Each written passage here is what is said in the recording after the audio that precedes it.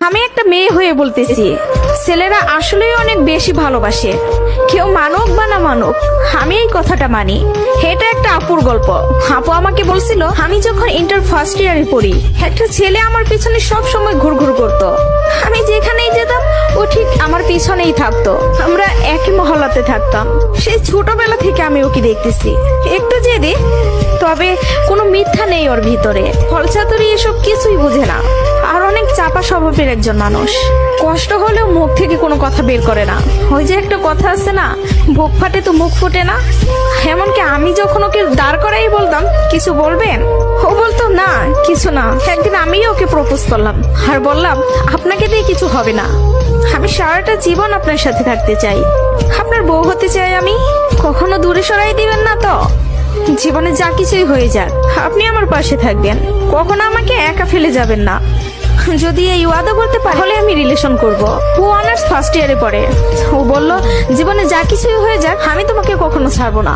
আমাদের সম্পর্কের বয়সটা যখন 2 বছর, তখন আমার বাসায় বিয়ের প্রেশার দেওয়া শুরু হয়ে গেল। ফ্যামিলি দেখে ছেলে খুঁজতেছে, সরকারি চাকরিওয়ালা, বিসিএস ক্যাডার। এসবের মধ্যে আমি ওর কথা বলতে ভয় পেতাম, কারণ ও এখনো পড়ালেখা করতেছে। চাকরি তো দূরের কথা, চাকরি পাইতে তো অনেক সময় লাগবে, কিন্তু আমার ফ্যামিলি তো আমাকে সময় দিবে না। আমি অনেক কষ্টে আম্মুকে রাজি করাই। আম্মু যেন আব্বুকে এই কথাটা বলে, আর আম্মু আব্বুকে বলে। আব্বু সাথে সাথে মুখের উপর বলে দেয়, সম্ভব না, বেকার ছেলের হাতে আমি আমার মেয়েকে দিব না। তখন আমিও ভাবছিলাম, কথাটা তো ভুল না, কথাটা তো সঠিক। কোনো বাবা মাই চাইবে না বেকার ছেলের কাছে মেয়েকে বিয়ে দিতে। আমি নিজেও তো কখনো চাইবো না, কিন্তু তারপরও মাথায় চলতেছে, আমি যদি ওকে হারাই ফেলি, আর কখন কি ফিরে পাবো ওকে? আমি তো আর ফিরে পাবো না। পরবর্তীতে আমি ওকে সব বলি, ওকে বলি কি করব বলো। তখন বুঝতে পারতেছিলাম ও কান্না করতেছে।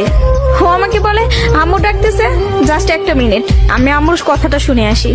তুমি একটু লাইনে থাকো, এসে তোমার সাথে আমি কথা বলতেছি। আমি তোমার জীবনে আছি 2টা বছর, কতটুকু আমাকে চিনো জানো আমি জানি না, কিন্তু তোমার পরিবার তোমার সাথে 18টা বছর তোমার পাশে আছে।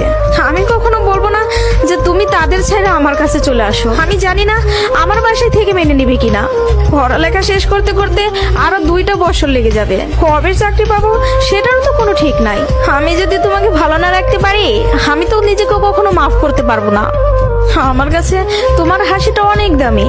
তোমার যেটা ভালো মনে হবে তুমি সেটাই করো। তুমি যা বলবো আমি সেটাতেই রাজি। এসব কথা শোনার পরে, আর যাই হোক, একটা মেয়ে তার ভালোবাসার মানুষকে কখনো ছেড়ে যাইতে পারে না। আমি তখন একটা জিনিসই ভাবতেছিলাম, জীবনটা তো ছোট, আর আমি আমার এই ভালোবাসার মানুষটাকে হারাই ফেললে আমি নিজেই সারা জীবন আফসোস করব। এরকম কোনো ছেলে আর আমাকে ভালোবাসতে পারবে না, আমি ওকে ছাড়তে পারবো না। আমি বাসায় আবারও বুঝাই, তারা বুঝে না। তারপর আমি বাসা থেকে বের হয়ে যাই। বাসা থেকে বের হয়ে ওকে ফোন দেই আর বলি, আমাকে নিয়ে যাও।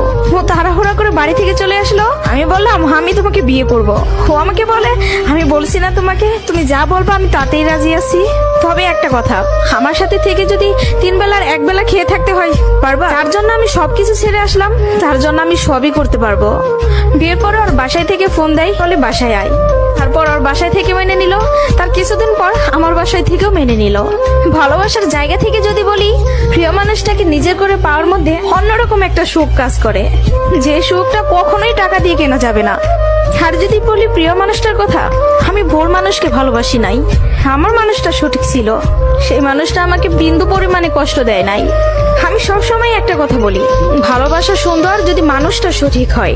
প্রিয় মানুষটা যখন নিজের হয়ে যায়, তখন এতটা শান্তি অনুভব হয়, তা হয়তো বলে বোঝানো যাবে না। সুখে থাকতে, ভালো থাকতে টাকা পয়সার আমূল প্রয়োজন পড়ে না, যদি ভালোবাসার মানুষটা পাশে থাকে। কাউকে ধরলে